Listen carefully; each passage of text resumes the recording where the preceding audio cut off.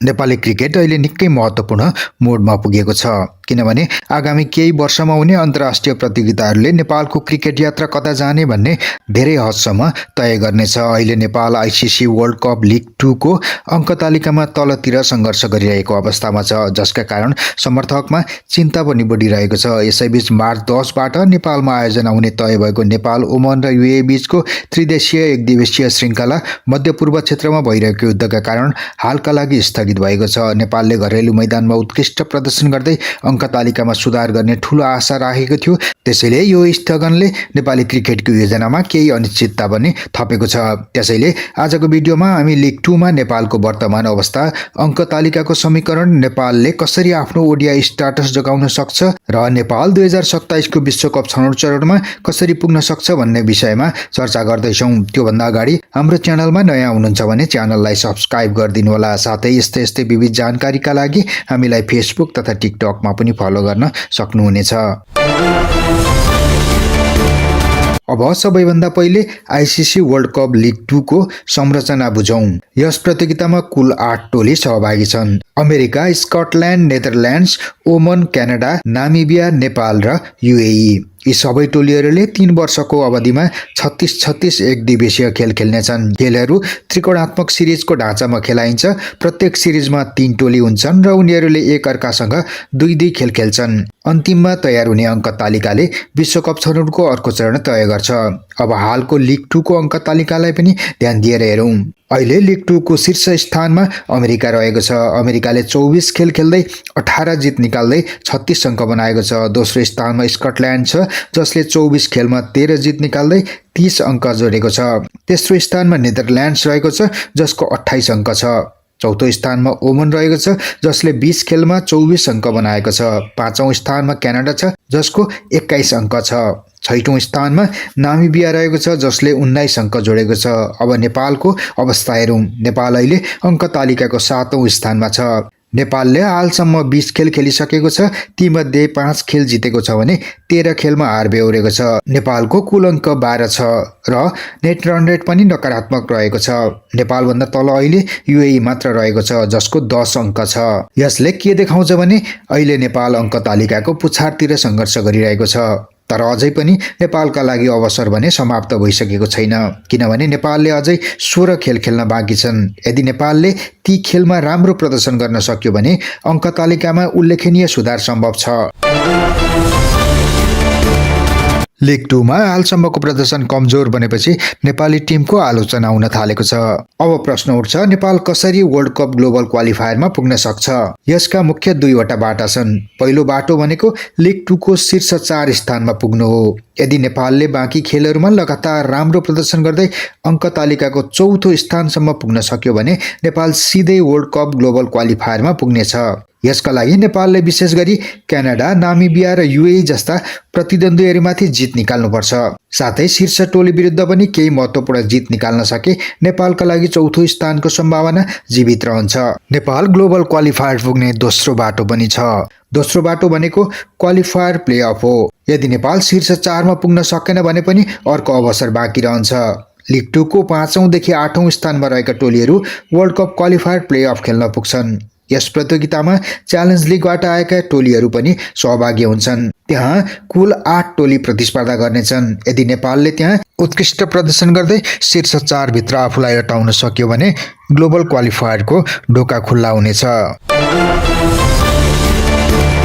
League 2 मा नेपालको कमजोर प्रदर्शनपछि नेपाली समर्थकमा संशय पैदा भएको छ। त्यो संशय हो कि नेपालले ओडिआई स्ट्याटस जोगाउन सक्ला। तसर्थ अब चर्चा गरौँ नेपालले कसरी ओडिआई स्ट्याटस जोगाउन सक्छ। नेपालले सन् 2018 मा ओडिआई स्ट्याटस प्राप्त गरेको थियो। यो स्ट्याटस नेपाली क्रिकेटका लागि निकै महत्त्वपूर्ण हो। यसले नेपाललाई नियमित रूपमा एक दिवसीय अन्तर्राष्ट्रिय खेल खेल्ने अवसर प्रदान गरेको छ। नेपालले आफ्नो ओडिआई स्ट्याटस जोगाउन 2वटा बाटा छन्। पहिलो बाटो भनेको लिग 2 को अन्तिम अङ्क तालिकामा सुपर 6 भित्र रहनु हो, अर्थात् प्रतियोगिताको अन्त्यमा नेपालले शीर्ष 6 भित्र रहनुपर्छ। यदि नेपाल 7औं वा 8औं स्थानमा रह्यो भने ओडिआई स्ट्याटस गुम्ने खतरा बढ्न सक्छ। त्यसैले अहिले नेपालका लागि सबैभन्दा ठूलो लक्ष्य भनेको अङ्क तालिकामा कम्तीमा 6औं स्थानसम्म उक्लिनु हो। लिग 2 को अङ्क तालिकामा 6औं स्थानमा उक्लिन नेपाललाई त्यति असहज भने छैन, किनकि नेपालले अझै धेरै खेल खेल्न बाँकी छ। यदि नेपाल शीर्ष 6 भित्र पर्न नसकी 7औं र 8औं नम्बरमा पर्यो भने पनि नेपालको ओडिआई स्ट्याटस भने गइहाल्ने छैन। यसलाई जोगाउन दोस्रो बाटो पनि रहेको छ। दोस्रो बाटो भनेको क्वालिफायर प्लेअफमा राम्रो प्रदर्शन गर्नु। यदि नेपाल लिग 2 मा पुच्छारतिर रह्यो भने नेपाल क्वालिफायर प्लेअफमा पुग्छ। त्यहाँ च्यालेन्ज लिगबाट आएका टोलीहरू पनि हुन्छन्। यदि नेपालले ती टोलीहरूभन्दा राम्रो प्रदर्शन गर्दै शीर्ष 4 स्थान हासिल गर्यो भने पनि नेपालले आफ्नो ओडिआई स्ट्याटस जोगाउन सक्छ। अब नेपालको टोलीको सम्भावना पनि हेरौं। नेपालसँग अहिले युवा र प्रतिभाशाली खेलाडीहरूको राम्रो संयोजन छ। ओपनिङमा कुशल बोर्तेल र आसिफ शेखले राम्रो सुरुवात दिन सक्छन्। कप्तान रोहित पौडेल नेपालको प्रमुख ब्याट्सम्यान हुन्। मध्यक्रममा भीम सार्की र कुशल मल्लले राम्रो भूमिका खेल्न सक्छन्। अलराउन्डर दिपेन्द्र सिंह ऐरी नेपालको सबैभन्दा भरपर्दो खेलाडीमध्ये एक हुन्। बलिङतर्फ सन्दीप लामिछाने नेपालको मुख्य स्पिन हतियार हुन्। त्यस्तै सोमपाल कामी, करण केसी, ललित राजवंशीले पनि महत्त्वपूर्ण विकेट लिन सक्छन्। तर नेपालका केही चुनौतीहरू पनि छन्। नेपालको टप अर्डर ब्याटिङ अस्थिर देखिन्छ। धेरै खेलमा राम्रो सुरुवात हुन सकेको छैन। अर्को समस्या भनेको ठूलो स्कोर बनाउन कठिनाइ हो। साथै दबावको अवस्थामा नेपालले खेल गुमाउने समस्या पनि बढ्दै गएको छ। यदि नेपालले यी कमजोरीहरू सुधार गर्न सक्यो भने बाँकी खेलमा राम्रो प्रदर्शन गर्ने सम्भावना बलियो छ। अन्ततः अहिलेको अवस्थामा नेपाल कठिन परिस्थितिमा भए पनि अवसर अझै समाप्त भएको छैन। नेपालसँग अझै धेरै खेल बाँकी छन्। यदि टोलीले राम्रो रणनीति बनाए र खेलाडीहरूले उत्कृष्ट प्रदर्शन गरे भने नेपालले अङ्क तालिकामा पुनरागमन गर्न सक्छ।